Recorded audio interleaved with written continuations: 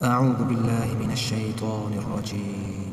بسم الله الرحمن الرحيم. لم يكن الذين كفروا من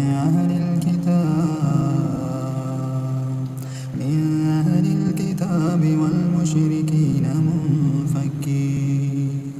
منفكين حتى تأتيهم البينة.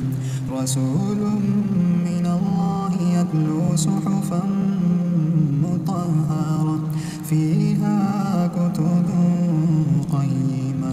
وما تفرق الذين أوتوا الكتاب إلا من بعد